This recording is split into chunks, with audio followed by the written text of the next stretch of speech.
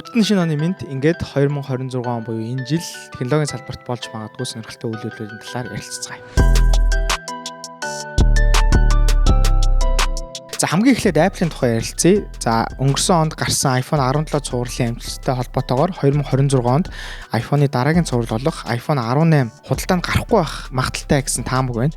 За яг одоогоор энгийн iPhone 18 гарахгүй байх, Pro хэлбэрүүд нь бол гарна гэж яригдж байна. За iPhone 17 цувралын борлуулалтын амжилтаас нь бол харахад бол энгийн iPhone 18 2027 оны хавар хүртэл хойшилж магадгүй бололтой. За тэгэхээр 2027 оноос хойш одоо үргэлжилсэн одоо энэ шинэ iPhone худалдаанд гардаг хуваар энэ жилээс эхлээд ер нь өөрчлөгдөх магадлал бол өндөр байна. За тэгээ хамгийн олон анхаарлыг татаж байгаа зүйл нь юу вэ гэхээр iFold, iFlip буюу Apple-ийн одоо өөрсдийн нугарч эвхэгддэг төрлийн утас энэ жилийн намар гарнаа. За энэ нь бас iPhone 18-ыг дараа жилийн хавар гаргах шалтгаан болно гэж дүгнэж байгаа юм байна. За үнийн хувьд болохоор $2000 ер нь эхэлж худалдаанд гарах бах. Ер нь high end буюу хамгийн одоо үнэтэй гар утаснууд юм бол тоонд болж орно.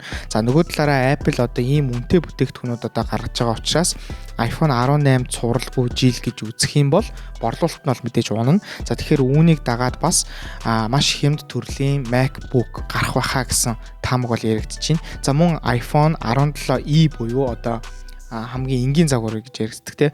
Энэ загвар бас худалдаанд гарнаа гэсэн цуурхал бол явж байна. За тэгээд Apple-ийн хувьд ямар ч тач энэ жил уламжлалаа эвдсэн жил байх болов бас CEO буюу одоо Tim Cook бас ажиллаа өгч магадгүй. Тэгээд одоо 2026 он бол Apple-ийн хувьд одоо хамгийн өндөр уналттай жил байх болов гэж юу таамаглаж байна. Тэгээд та бас юу гэж бодож байна? Комментс бичээрэй. За дараагийнх нь болохоор OpenAI-тай холбоотой үйл явдал. За OpenAI-ийн AI төхөөрөмж одоо энэ оны эхний хувьдлалтаа багтаж гарч магадгүй гэсэн яриа бол одоо ирч авж байна. За тэгээд одоогийн байдлаар бол wearable device буюу одоо бугуун зүүдэг ч юм уу эсвэл ингэртэй зүүдэг ч юм уу ямар нэгэн байдлаар биеэсээ зүүдэг тийм төхөөрөмж байх болов уу гэж яригдж байна. За тэгээд OpenAI ч гэсэн ChatGPT дээр яг тийм аудио сайжруулалтуудаа бол маш сайн хийж байгаа. Тэгэхээр энэ төхөөрөмж бол ер нь тэр чигтээ юм screen тэгээд ерөнхийдөө бол зүгээр харилцан яриа өрнүүлэх байдалтай энэ төхөөрөмж байх болов. За мэдээж энэ төхөөрөмжөн дээр Apple-ын бүтээгдэхүүнүүдийн дизайныг үнэлэх John Ive ажиллаж байгаа гэдгээр бас олон анхаарал өртөх бас нэг том шалтгаан болж байгаа.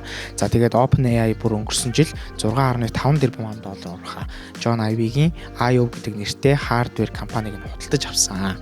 За тэгээд технологи сонирхчдын хувьд болохоор iPod шиг юм ингэртэй зүүж болдог нэг тийм AI ping шиг одоо тийм бүтээгдэхүүн бол гарах бах. За тэгээд мөн энэ жил хамгийн бас OpenAI-г олон анхаарал тавьчих нэг үйл явдал юу гэж болох вэ гэхээр $1.80 IPO хийн гэсэн бас таамаг байна. За тэгээд OpenAI-тай хамт өөр ямар том компаниуд IPO хийж магадгүй гэхээр SpaceX бас яригдж байгаа юм байна. Төсөлд нь бас бусад үйл явдлуудыг гой базаад ярих юм бол ийм AI ухаалаг нүдний шилний одоо зах зээл амар ирчиг аавна. За энэ дээр бол мэдээж одоо Google, Samsung бол шинэ бүтээгдэхүүнүүд гаргах магадлал бас өндөр байгаа энэ жил. За тэгээд Apple бас энэ зах зээл рүү орж байгаа гэдгээ бол ерөнхийдөө өнгөрсөн жил харуулсан.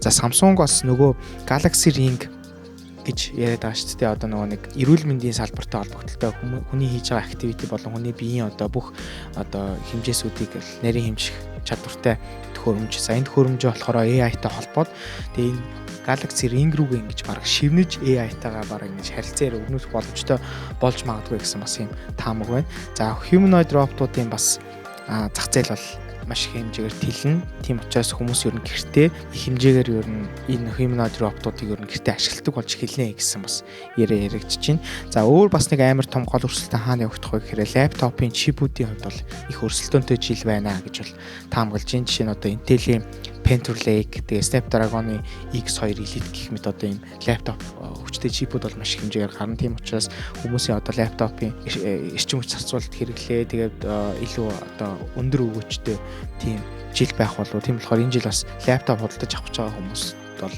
айгүй гоё жил байх болоо гэсэн яриа яригдж байна. Бас AMD бас шинэ лаптопныхоо чипийг бол CES-ийн үеэр бол танилцуулж магадгүй гэсэн яриа бас байна. Тэгээд энэ жилийн хувьд болохоор Apple-ийн хувьд бас нэлээд том жил байх бололтой. OpenAI нэр бас нэлээх гарсан тийм жил байх бололтой. Тэгээ бас мөн саяны ярьсан миний дурдсан эдгээр үйл явдал бас болж магадгүй. Тийм болохоор за бас өөр таадад бас миний дутуу үлдээсэн чухал үйл явдал бас юу гэж болох нь бас коммент шигт бичээрэй. Тэгээд энэ удаагийн контентоор хамт байсанд баярлалаа. Subscribe дарахаа бити матаараа. Ингээд дараагийн контентоор уулзлаа. Түр бай.